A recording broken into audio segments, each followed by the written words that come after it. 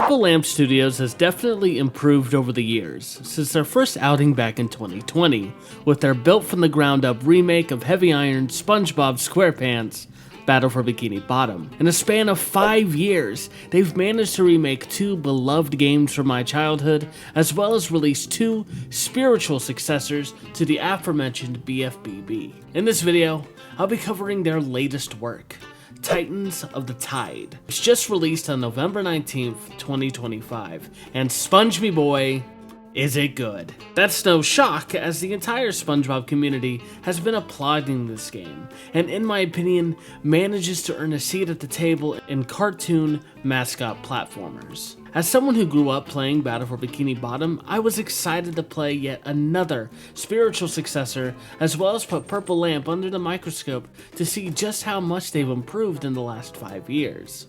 So sit down, relax, and allow me to fry up some patties, as this is my take on SpongeBob SquarePants, Titans of the Tide. Anyways, Titans of the Tide is by far the most animated SpongeBob game that I think has ever been made. In fact, I'd go as far as to say that this is the most animated licensed game based on the kids' cartoon that's ever been made. The characters emote when they're speaking to each other, their emotes match the actual character that's speaking, and when there's an actual cutscene, it's on par with the animation style that the modern SpongeBob movies follow, which is perfect, as I'm pretty sure the graphics are meant to match the quality of the movies. It's a huge step up from Rehydrated and even the Cosmic Shake.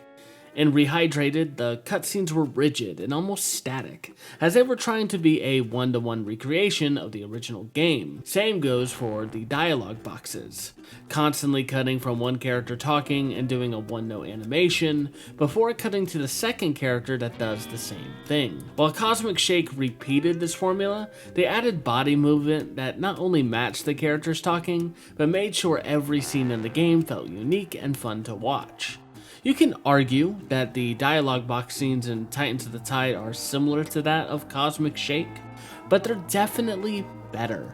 The actual cutscenes in this game, however, definitely capture the charm of the show and manage to nail every character's mannerisms perfectly, even the more obscure ones like Squilliam Fancy Son and Felix. Of course, the gameplay is going to be the main draw of any video game, and I'd say that the gameplay loop is pretty fun. Like its predecessor, the Cosmic Shake, the game follows a more linear path as opposed to its great-grandfather, BFBB, which allowed players to play at their own pace and choose which levels to visit next. This was my only gripe with the Cosmic Shake, but I at least understood why Purple Lamp went in the direction they did. Battle for Bikini Bottom is a collect-a-thon, while the Cosmic Shake and Titans of the Tide are story-driven experiences, and the stories in all 3 games reflect that. In BFBB, robots attack the town, so it didn't really matter what levels you went to first, as long as you had the amount of golden spatulas to progress forward. Cosmic Shake removed the collect-a-thon aspect and made a more linear experience. What differentiates Cosmic Shake and Titans of the Tide is how level progression is made. Cosmic Shake has downtime, while Titans does not. The central conflict of the game is that King Neptune and the Flying Dutchman have beef with one another, and their cosmic squabbles end up turning Bikini Bottom into a ghost town. Literally. So SpongeBob and crew have to find a way to save the city. Again, this simple storyline allows the players to move from level to level organically without slowing the player down. During Cosmic Shake, after completing a level, you would be given more of the hub world to explore, which can slow down story progression. The hub world for Titans is simply a floating Krusty Krab akin to the Hat Kid ship from A Hat in Time. But enough about level progression. Let's get on to combat. Unlike its predecessors, I'd say combat is at its peak as it is the most refined, which is funny as I think this game has less combat encounters compared to the others in the series. Titans of the Tide has you switch between SpongeBob and Patrick, whom both have different abilities and platforming capabilities. SpongeBob essentially plays the same as he did in the Cosmic Shake, with him keeping a lot of his level ups as a part of his kit. Karate kicking, bubble blowing, and dodging stayed, with the only upgrade being his basic combo. In past games, he had a simple spin attack, while here, he has a 3-hit combo. I'm pretty sure this was adapted from Purple Lamp's last game, Epic Mickey Rebrushed, as they gave Mickey a new 3-hit combo as opposed to having a simple spin attack. Patrick, however, has gained a ton of new abilities since his last playable excursion, transitioning from a simple belly attack to a 3-hit combo and a flurry of platforming abilities. Patrick is able to burrow underground and launch himself from vents in order to get a good height.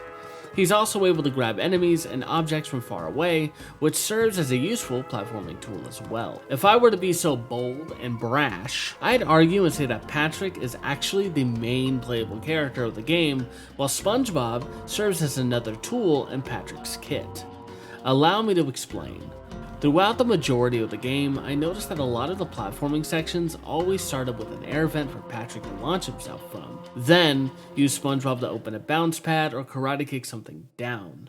This is honestly fine since Patrick was pretty much sidelined the entirety of the Cosmic Shake. Also, Patrick has better ice physics than SpongeBob, which pretty much earns him main character status. The level variety is also pretty fun compared to its cosmic predecessor. My second biggest gripe with the Cosmic Shake was that there weren't many original levels to the game, as they pretty much reused worlds from Battle for Bikini Bottom. In this game, they only reused one, but made it so massively different that you could call it a unique level if you wanted it to.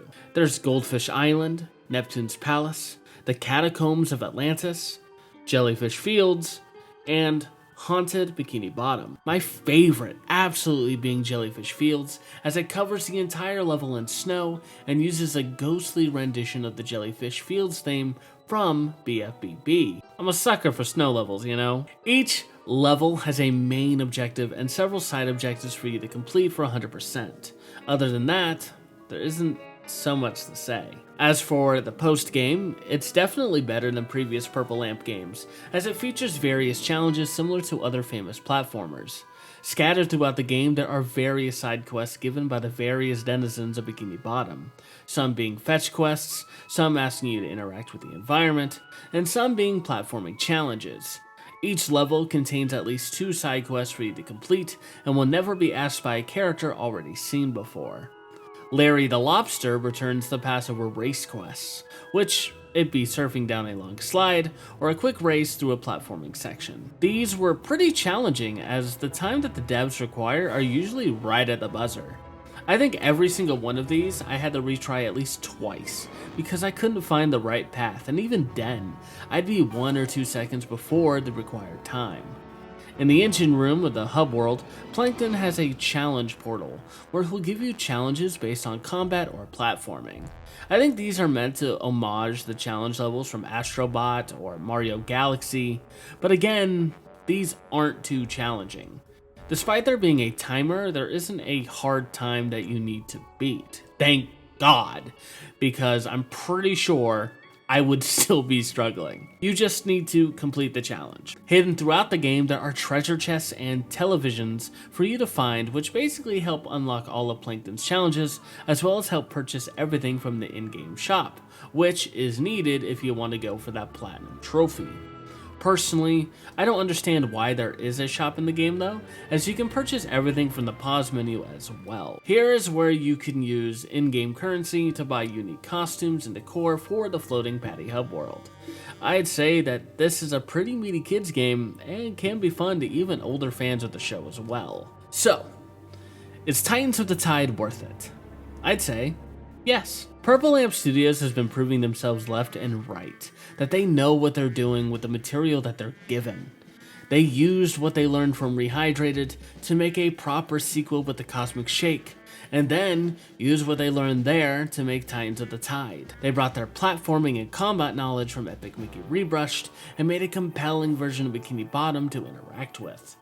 I absolutely hope to see more SpongeBob games from the studio, and honestly, I'd be down to purchase an original IP from them as well. I'd give this game a solid 8 out of 10, and would play this again and again for years to come. Going off their history so far, Purple Lamp has alternated from remake to original game over the past 5 years. And if that's the case, then I suspect the next game we'll see from them will be a remake of some kind. Potentially, it's going to be Epic Mickey 2, The Power of Two. which would be fun, especially if they take the tools they learned from the SpongeBob Patrick shift mechanic and implement it to Mickey and Oswald. Personally, I'd like them to switch from Epic Mickey to Toy Story 2, Buzz Lightyear to the Rescue, or even Tack and the Power of Juju. Yeah, you remember that, right? Could be fun. Anyways, that's gonna cut it for this review. But what do you think? Are you getting Titans of the Tide, or is it just one fat waste of time? Post down in the comment section below for a chance to see it in the next video, and until next time, have a sumptuous day, until our next communion.